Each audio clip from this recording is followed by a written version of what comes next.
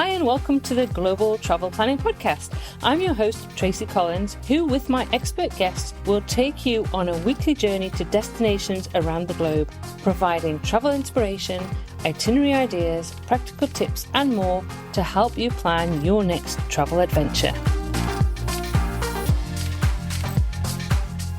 Welcome to episode 28 of the Global Travel Planner Podcast. In this episode, I'm joined by travel lover, writer and blogger Josie Kelsh of Josie Wonders. Now, if you've ever dreamed of taking an adult gap year or creating a bucket list that turns dreams into reality, this conversation is for you. We kick things off by chatting about the concept of adult gap years, diving into the story of how Josie and her husband turned their own gap year idea into a 13-month adventure. Now, Josie shares ups and downs of the journey from the initial planning stages to the unforgettable experiences they collected along the way. Then we turn our attention to Josie's bucket list journey. What began as a 50 before 50 list during the COVID pandemic has now evolved into her 60 by 60 list. Josie's approach to setting and achieving her travel goals is both motivating and practical. And believe me, I am sitting down to write my own bucket list as we speak. If you've got a bucket list floating around in your head, Josie's story will encourage and inspire you to get it down on paper, prioritise your plans and start making some of those dreams a reality. As always, I started the podcast by asking Josie to introduce herself and to tell us a little bit about what she does. My name is Josie Kelsh. I'm based in South Australia, in Adelaide. I've lived here pretty much all my life. I've only a few months I lived up in sunny Queensland, not too far from you, when I was a teenager, just my parents decided to live up there. But the rest of the time I've been here. I currently work as a travel blogger and writer. I have, two of my own travel websites. One is Josie Wonders and the other one is Exploring South Australia, our local South Australian travel blog. Yeah, and I must say, when I was last in South Australia, you weren't there, which I was really disappointed about because I would love to have been able to meet up with you because it was our first ever trip to Adelaide and South Australia. So next time, Josie, when I'm down in South Australia, we are going to meet up for sure. We'll just have to try and coordinate it in advance because I'm not here quite a lot. Well, that, I guess, is the thing I'm going to say, because you travel, I travel, we're always traveling all over the place. Exactly. And one of the things that really has caught my imagination about what you've done is your gap year that you took a while ago. Now, and I also just going to say as well, my mum is a massive fan. So I was actually in the UK, and she was saying, "Oh yeah, I follow Josie." So oh, wow. You know, and I know, I just thought I'd let you know that. So I hadn't even mentioned. But she was like, her stuff's brilliant and it's really good. And I said, well, and I was telling her the other day, I said, I'm going to talk to Josie all about her gap year and how she organised that, because that is something that myself and Doug really want to do. So I don't know where you want to start, when the idea came to you. Well, I'll actually start, I'll go back a little bit. I was not brought up as a traveller. I didn't travel when I was a kid. Even to today, neither of my siblings or my parents have passports, never have. They rarely go anywhere. We were brought up in country South Australia and we just didn't travel. It wasn't even that we can't afford to travel. It wasn't even in the psyche to consider travelling. I didn't know anyone who'd been overseas. I didn't know anything. My very first international trip was to Bali for my honeymoon, but that was paid for by my in-laws. They just bought us a package tour to Bali for a week, and if you're Australian, that's pretty much standard. You know, it's almost like another state. It's not anything too exciting. And then I didn't travel again until my 35th birthday. So it wasn't until my late 30s that I started getting excited about travel. And the reason I travelled on my 35th birthday was my husband got offered a job in Dubai, and we had to go there to take a look at schools and houses and all that sort of stuff. So it wasn't actually a tourist type visit. Anyway, it was just, doing moving stuff.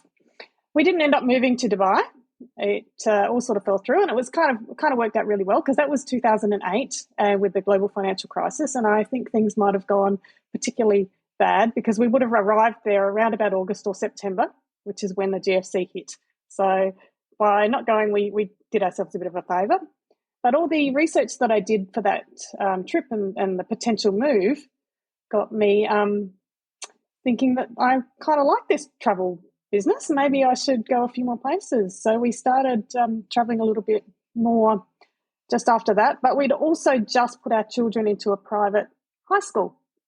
And if you've seen the fees on the elite, yes. well, I say elite as it's not really that elite, but, you know, one of the private high schools, it's kind of, expensive, shall we say. Yes. So we'd made that decision to do that. So the only way I could afford to travel was to learn budget travel. And I backpacked for the first time in my late 30s. We did our first backpacking trip to Malaysia and Singapore. We did a few other local, more Southeast Asia. We did a quick trip over to London once. But yeah, just about once a year, we'd go away for 2 or 3 weeks, take the kids and do that. Then as we were paying for this high school, and this does come into it, I was working full-time, and pretty much my whole wage went towards paying for their school, their activities, because they always did half a dozen sports and dance and music and all the things. I've been there. Imagine. Yeah. Been there.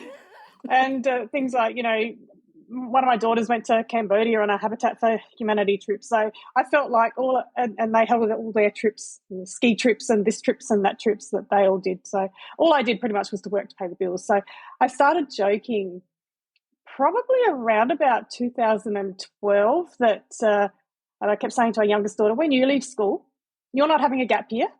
You two are both staying home, paying the mortgage for a year, and we're going on gap year. So we started talking about it probably 5 or 6 years before we went. And I even started saying to my work, I'm only here until this date. I'm leaving in 2017, beginning of 2017. I'm resigning. I'm giving you 5 years notice. We're going to go on gap year. So we had a long time building up to it. And in that time, I sort of started learning as well that people do this. People travel for these long amounts of time, and they do it, and they work on the road, and they make this a profession. This, because it, again, wasn't even really in my, something I thought about. You come across it one day online. So 2017-18, we packed up and we went for nearly 13 months on a gap year. And you say it takes a lot of organising, but really in lots of ways it didn't for us, because our children stayed in our house. So our mortgage is much cheaper than renting elsewhere. So therefore they didn't have too much to. They paid the mortgage? They did. Wow, they did. That was the deal. They had some friends move in as well, another couple. So there were 4 of them here. And my eldest daughter was working. It was in her first year of actual work, so she had a proper job. And the youngest daughter had decided she didn't want to go to uni, so she was just doing retail jobs and things like that. But she had enough money to afford to pay the mortgage and pay her bills. Oh, that helps. That helps a lot as well, though, not having to think about covering the mortgage when you're away and bills. That's right. I mean, we still paid some, of course, but mostly they paid for it. We had our cars.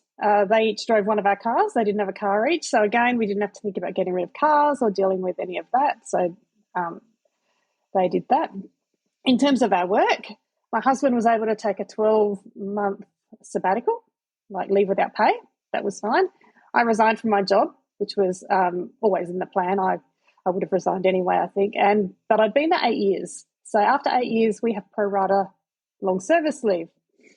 For those people not in Australia, I'll try and explain long service leave. We have a awesome benefit here that if you work in a company for 10 years, you get a certain amount of paid time off on top of your normal annual leave. In South Australia, we get 13 weeks. So all the states are a little bit different. I know some only get 10 weeks and things like that. Now, if you've been in the company for 7 years, when you leave, you get it paid out, the prorated amount paid out to you as a cash lump sum. You can't take the leave then, but it gets paid out. So I had a nice little payout for when I left based on my 8 years in my company of long service leave. So that was a nice little cash bonus. Now, my husband had been in his job at this point, I don't know exactly, about 25 years. Oh, wow. And he'd never taken long service leave. So he had about 28 weeks of paid long service leave available to him, plus his normal annual leave, which we'd been saving a little bit each year for the past 5 years. So all in all, he had 10 months of our 13 months on full pay. So that's pretty much how we funded a 12-month trip, with, of course, a little bit of savings as well. So people always ask about how you do it, and that's... Absolutely. That's the question. And so my husband's coming up for his long service leave. So immediately that's what springs to mind is, right, okay, this gives us the opportunity. Yes. So that helps a lot. And that's something that is very unique to Australia. I've lived all over the world and lots of different and nobody does that. When I came to Australia and I found out about that, I was like, well, this is fantastic.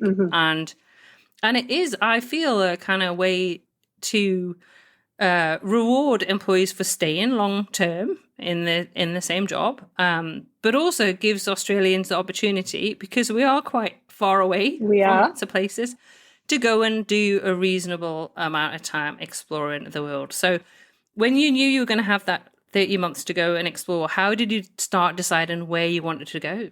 Well, the start and the finish points ended up being set because of a event that I attend almost annually, not quite, but it's a little bit complicated to explain, but I am involved in a organisation called Book Crossing. It's about sharing books. There's a website called bookcrossing.com. You can go and have a look at it if you want to know more detail. But every year they have a international convention. And we started our gap year in Oslo because that's where the convention was in April that year. And we completed our gap year in Bordeaux in France because that's where the convention was the next year. So we set it up like that for our dates. We knew those in advance. The general idea, we didn't really plan a lot. Let's just say we didn't plan a huge amount. The first month our daughters joined us in Europe, so we did a bit of a whistle-stop tour around Europe with all the major capitals, just the crazy fast 3-4 days in, where we go Amsterdam, Paris, Berlin, Rome, Krakow, Budapest. And, it was just a few days in each one, just for the kids as well to see it. And we ticked off some of the main sites. And then after that, we're on our own. But the general idea was fly to Oslo, backpack back to Australia. That was the whole plan we had. So apart from that first month being a little bit planned because the kids were with us, we didn't have any other plans. So we made it up as we went along, normally about a week or so in advance we were booking, if that. Sometimes I'd make decisions like we got to about... My initial thoughts, we'd probably spend 2 months in Europe and then head off towards Asia. Well, 5.5 months later, we're still in Europe. And so I made a choice then that, no, I'm going to book a flight on a set date. We're going to, well, at least it was to Turkey, so I guess it wasn't that far out of Europe, but it was, we hadn't done any flights since the kids had left us. So we'd just been on trains and buses for 4.5 months. So I booked a flight to Turkey, and it was like that's it. I have to make a date, otherwise we're just going to be pottering around Europe for the whole year, and we won't get to any of the other places. And I guess at that point you could have done as well, because I think because now it's more difficult. It's a 6 months out, 6 months in, and then 6 months. It was out, it was still the same. Yeah, was it still the same? We did have to. We got to. We had to go to Romania because to get out of the Schengen zone. But there are more countries in the Schengen zone now than were back then. So because of that, I think, Croatia wasn't Schengen. I think that's Schengen now, and there are a few others in that sort of area. I think Romania and Bulgaria are Schengen now even. I think so. I think because far too many have joined. It makes it far harder to get out and spend a bit of time before you need to get back in again, which was obviously exactly before Brexit was never a problem for those of us with UK passports, which is now a problem, unfortunately. So I guess you travelled around Europe by train and buses. It's a great continent to do that with. You can hop on, hop off, brilliant. And I'm just going to ask you this because I was looking at how much you took on your recent trip to Europe, and I was amazed by how little you take. Now, have you learnt that over time, or were you as disciplined as that when you went on this 13-month gap trip? I have learnt it over time. I was fairly disciplined. Exactly the same backpack I had on my gap year, the same setup. But I did cut it down a lot more for this Europe trip. So for 12 months, I had in my rear pack, I had about 15 kilos. Anything, as soon as I got a bit more over 15, it was just becoming too difficult for me to carry around. And, of course, as soon as the more budget you go, the more walking and carrying of the backpack you are doing. So yes, and the front pack, I think I had heavier as well because I had I had my iPad with me, and I had a camera with me. It's more that tech stuff that takes the weight. And I had a third sort of sling bag I would often wear outside of those two, like just a little handbag type sling bag that I'd wear as well with it. It might only be another extra kilo or two, but it all loads you down. And then if you've got, it makes a difference. Yeah, and then if you've got a little bit of shopping in another bag, sometimes it would just become. So in this latest trip when I did go, and I only had what Tracy's referring to is I had 11 kilos in my backpack for nearly 8 weeks in hot and cold temperatures. So very limited. But yeah, that was a lot less. I did cull more. I think it's such an important skill to learn because honestly, I remember Doug and I backpacked around Europe over the 6-week summer holiday because I was teaching in the UK, and I think we did it 2 years on the bounce actually with my daughter. And actually, I think the third year she refused to do it, so I'm not doing it again. But I think even it might have been the third year, and I just said to Doug, I can't carry this anymore. And he ended up carrying it, and that was the last time we did the backpack around Europe because I couldn't deal with carrying it. I probably wasn't strong enough, but also I think by that point I was like, you would think after 3 years I would have learned to take less. So now I try as hard, really, really hard to make sure that I have something that I can carry or pull, more often pull now. I mean, I should say, I mean, I'm not using age as an excuse, late 50s, because I should be strong enough to do it. But I've got to the point where I think, no, I just need to pull the thing and maybe put it on my back if I really need to. But like you, the tech becomes such an issue for us because we have so much to take with us. But I think, being able to do that, I say hats off to you. I know you didn't take any earrings, which made me smile because I take loads of earrings. Yeah, no, I don't change them very often. I don't wear the earrings very often, so therefore it was, No, jewelry is not. I just wear my little stud earrings and my wedding band, and all the rest of the jewelry stays home. That's it. So if I had an actual event I had to go to, maybe I'd think about it. Yeah. But, I'm busy packing for my trip to the UK, and I have to say I'm already started to sort the earrings out, which is really funny. People aren't really interested in what earrings I take, rather than what I'm actually going to pack. But I'm like, no, I have to have the earrings out. But no, hats off to you. So you went to Turkey. So let's pick up from Turkey. Where did you go after that? Oh, I love Turkey. Istanbul is my favourite city in the whole wide world. So this was my second. I've been to Turkey before. We spent, I think, where'd we spend in Turkey? Something like a week or 9 days in Istanbul, and then we went down to Bodrum and Antalya, like along the coast there. From there, we went to Jordan, which is one of my favourite. I love the Middle East. I just really enjoy it. And into Dubai, where I have a cousin I stayed with, and one of our daughters came across and met us in Dubai for 4 or 5 days. And so we sort of recharged there, across to Oman, did a road trip through Oman, and then India, Sri Lanka, into Southeast Asia. So while we're in Southeast Asia, my other daughter came and met us in Malaysia, and I spent my birthday morning climbing Mount Kinabalu on Borneo so that I could watch the sunrise on my birthday over the top of the mountain, which was pretty cool. So we asked how old you were turning. 45. That birthday. That was 45. Right. So because it was a 5, it wasn't a 0, but it was a 5. So I thought I had to do something reasonable on that birthday. So which was fun and painful at the same time. We struggled to walk for about 3 days after that. But while we were in Southeast Asia, because we visited nearly all the countries around there, many we'd been to before, but we also went back to most of them. We decided we knew we were going to go back to France for the Bordeaux thing, but the plan was initially we'll just pop back. We'll just go back for a week. I'll use my points. We'll fly. It'll be fine. It ended up being, well, if we're going back for that, we should also go back. Let's go see the Northern Lights. Let's go try and work out the Northern Lights. And let's try and anyway, we ended up going back and spending 2 more months back in Europe at the end of it. So our whole nearly 13 months, we spent 7.5 months of it in Europe. And we still didn't even get close to seeing everything. Easy to do that, honestly. Even 7.5 months, you kind of scratch the surface of what there's so much to see, so many places to visit, so many countries to visit that and there seems to be more countries all the time. Yes. So it's, I was kind of proud of the fact that I'd been to, I think, every country but Finland and and Portugal. I've not been to Portugal. And then, of course, now I've got all the Eastern European countries I've not been to either. So I've been to Czech Republic and Hungary, and I think that's about it. Romania, I've been to Romania. So there's a whole load more that I think, well, I need to go and visit those. I'm going to ask you, I'm going to interject because I really want to ask you this. And I know this is a really hard question. I get asked it all the time. You know what I'm going to ask you. So was there a favourite, I don't want to say favourite country because I always get that, what's your favourite country? And I know you've already mentioned Turkey, but what was your favourite experience out of that time? I will talk about a particular country simply because when I do get asked this question, I have a couple of answers. And one of them is general, which is I tend to love the mountains.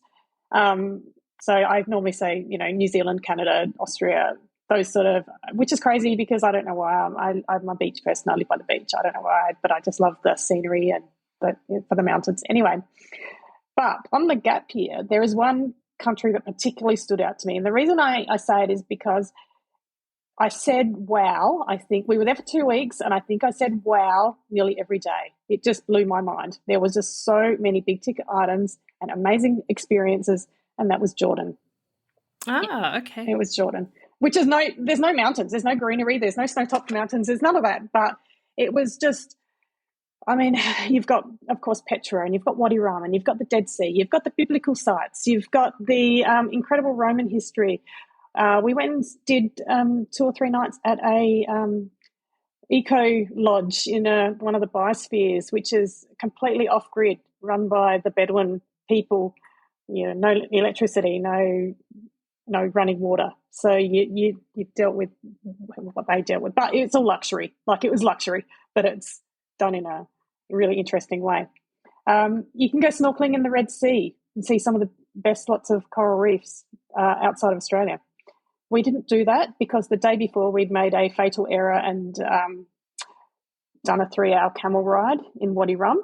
Anyone going Wadi Rum? Don't do camel rides. You do a really short little half-hour ride, that's fine. But oh my goodness, bits of me hurt that I didn't even know should hurt after 3 hours on the back of a camel. I don't know what I was thinking. And the next morning we were meant to go snorkeling in the Red Sea at Aqaba, and we could barely move, so we didn't. Whoops.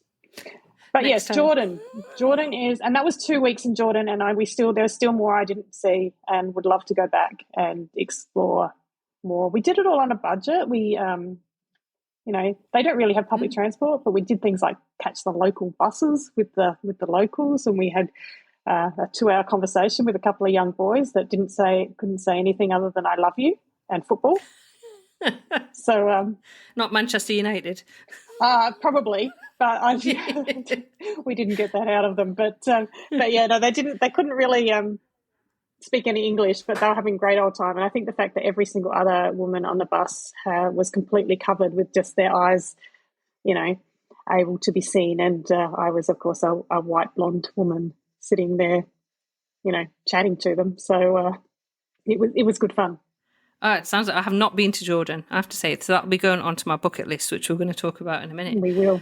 So how did you, honestly, when you got back after this, epic time away, was there a kind of come down after that? Because I know when I've been traveling for a reasonable length of time, I kind of come back and I kind of go, okay, I look forward to being back. And then I kind of go, no, I need something else. I don't think so much. Like, I was, by the time the 12 months was nearly up, I was ready to come home. It sounds absolutely ridiculous, but I was just like, oh my goodness, can I please have a kitchen and a laundry? And the insane thing is, I'm not a very good housewife. I don't cook. My husband does all the cooking. I know Doug does your cooking as well. Yes. He does. Yeah, he does.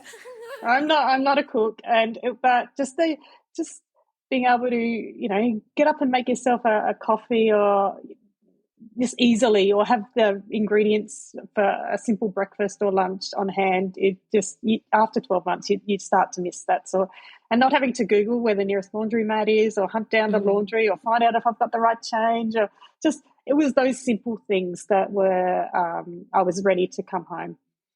I think it took a few months before I was like, right, okay, where's the next trip? What can I be planning? I mean, I was probably already had 2 or 3 trips in the bag planning, so I was probably already working up towards the next trip anyway. So it wasn't as bad, you know. I still remembered the reasons why I wanted to come home. And my husband was straight back to work, and that was about when I got a little bit serious about the travel blog as well, and threw myself into learning how to do that. So I was quite content. Which is it's just about a full-time job, learning all of that. I think about, I don't know, when was that? What year was that? 2018 we came home. 18. Yeah, so I started my first website about 2016. And it just, when I say to people ask us, I'm sure people ask you about it as well. I say it was the steepest learning curve of my life, for me personally, because I come from a teaching background. Well, I'm an accountant. Okay. So there you go. I love the fact that we come from such a diverse background, but we all just love travel. That's that connection, isn't it, between all of us? And so this was before you turned 50 that you did this travel. Yes. So I know, and I've been following because I'm absolutely fascinated because you had a 50 before 50 bucket list, and now you have a 60 before 60 bucket list. Now, I'm going to ask you, I really want to talk about this because I've been fascinated right from the time I first heard about the way you do it and how you have your bucket list. Now, I'm not that far from 60, so I need your advice about whether I should still have a 60 by 61 when I've only got a couple of years to go. But talk to us about your bucket list and where the idea came from and what you have on it. And did you achieve all 50 before you turned 50? The bucket list, well, 2018 we returned from the gap year. 2019 I was diagnosed with breast cancer. So as I was coming out of the treatment, which luckily was only surgery for breast cancer, so I didn't need any chemo or radiation at that time. So when I was recovering and early 2020, which if you can think about what's happening in the world right about that time, you'll know where this is kind of going. I decided to write myself a 50 before 50 bucket list early 2020.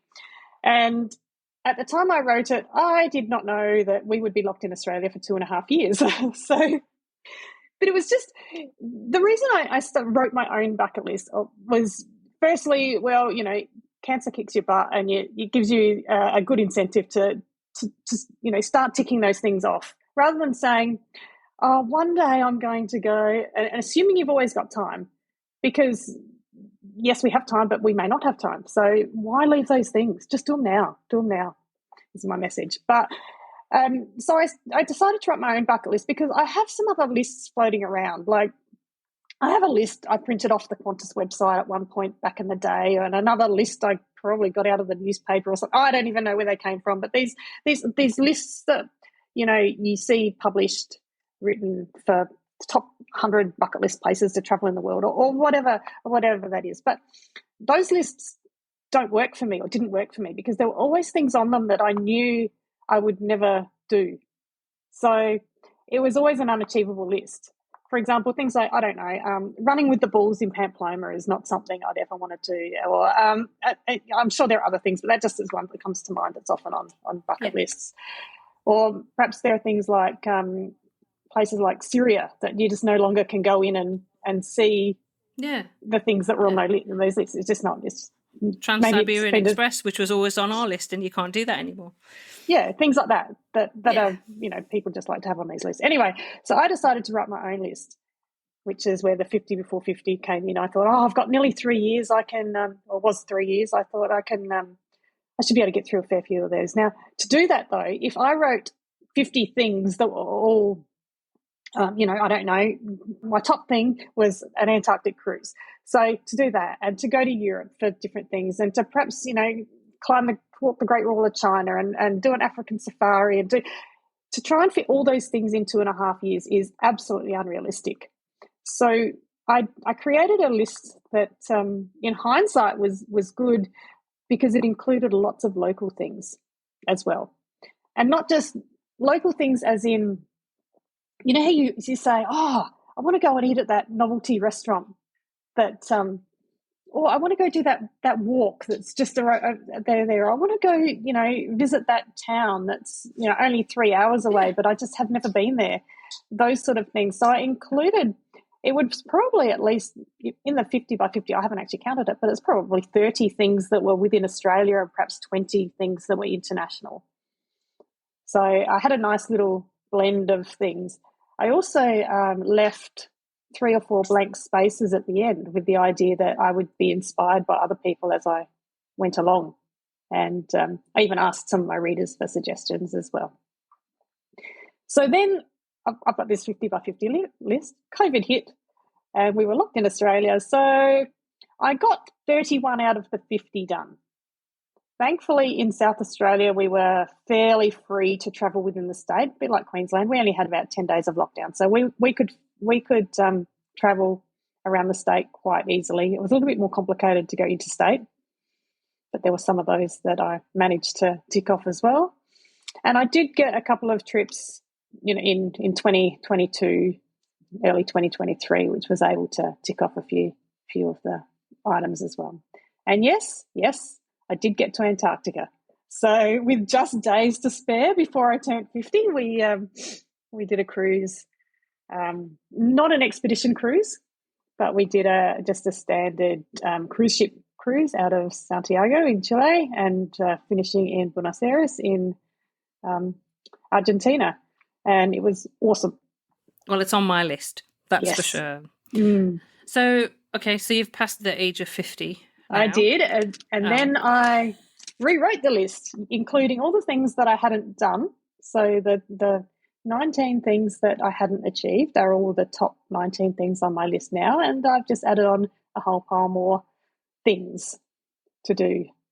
So what's top of your list now? It's really hard. Yeah. I think African safari is the big one this time. Okay.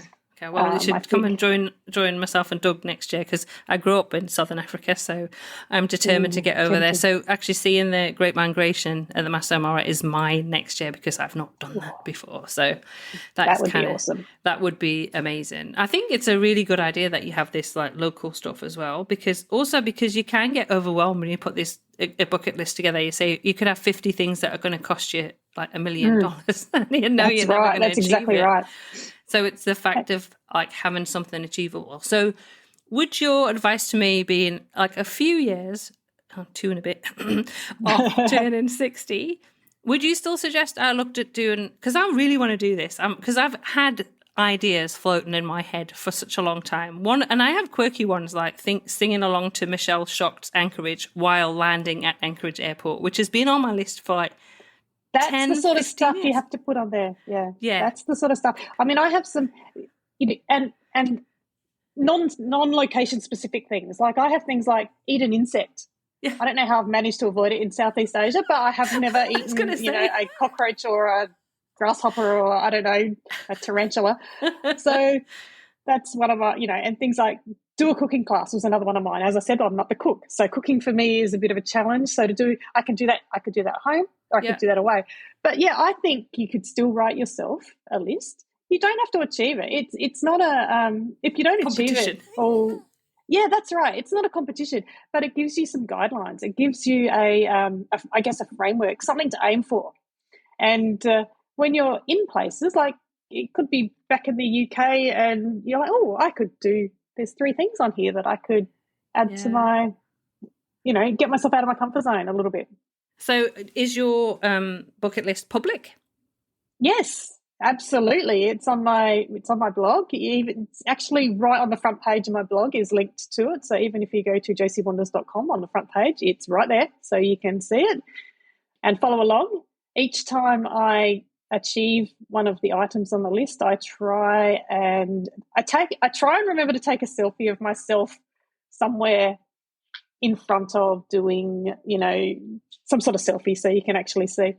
It's not always the most glamorous photo of me that you've ever seen in your life, but the idea is to prove that I was in that place, and then I will link to anything I've written about it so you can read more about the experience that I had. Oh, that's brilliant. Well, I will put a link to that in the show notes. I'm just going to say that because I know, and I'm going to do one too, and I'm going to do exactly the same. Yes. You've really inspired me, honestly, just to do it, because I was like, stop just thinking about it and just bloody do it. Just kind of saying, just get on and do it. It's fun. Yeah, it's so easy to have this list in your mind. Yeah. But you don't have, once it's written down, it kind of gives you a way to think about it. It's there, it's a reminder. it's one of my most popular posts on my blog. People really like to go and have a look at it and see what's going on. And I keep people updated. I have a tally in the bottom of my emails that go out each week, like to say where people are up to, where I'm up to, and what I'm doing. So people enjoy seeing the achievement, I think. Oh, definitely. And where can listeners find you, apart from obviously your website? You have a Facebook page. I do. Because my mum follows you. That's crazy. I didn't know that. But yes, you can find me on Facebook and Instagram at Josie Wanders. It's very easy. So that's the best places to find me. Okay, so and the website. Yeah, absolutely. We'll put links in the show notes about that. So what about next plans, Josie? Well, as you know, as Tracy knows, I'm currently going through chemo for breast cancer again. Well, not again. This is the first time I've done chemo. This is just my second diagnosis. So I'm kind of stuck here in Adelaide until December at the very earliest. But I've already got plans. I've already booked a trip to Cairns in Queensland for April. So that's already booked, ready to go. Next year, I'm planning Japan in May, June-ish. One of my bucket list items from the 50 Before 50 list was to attend the World Expo in Dubai in 2020, which got moved to 2021. And we snuck in there when Australia opened the borders just a few weeks before it closed early 2022. So we're able to tick that one off. But the next World Expo is in Osaka next year. So that's the plan, is to get to Japan. I've never been to Japan. This will be my first trip. Amazing. So, yeah, everyone says it's amazing. It's amazing. Except the food for me, because I just don't do fish. And everybody tells me that there's other things that I could have eaten, but I don't know. Next time I'm going to do far more research on what I can eat.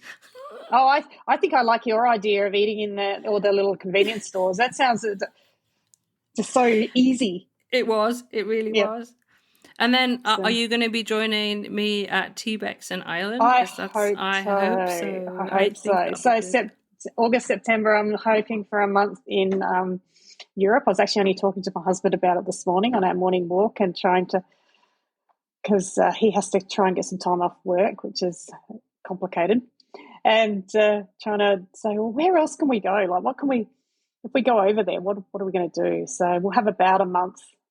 And one of my bucket list items on the 60 Before 60 list is to visit all the remaining European countries I haven't been to. So I said, I wonder if we can fit in 2 or 3. And I'm thinking it might become my trip, as in flying into Italy, going through San Marino and Monaco that I haven't been to before, then flying to Iceland, spending a week or 2 in Iceland before flying back to Ireland, to Donegal for the T-Bex convention, and then before we head home. We'll see. It's a very early plan. Well, hopefully I will see you there. I'll certainly look forward to it. But thanks so much for joining us on the podcast this week, Josie. It's been fantastic to chat with you. Yes, thank you for having me, Tracy. Thank you for joining us on this episode of the Global Travel Planning Podcast.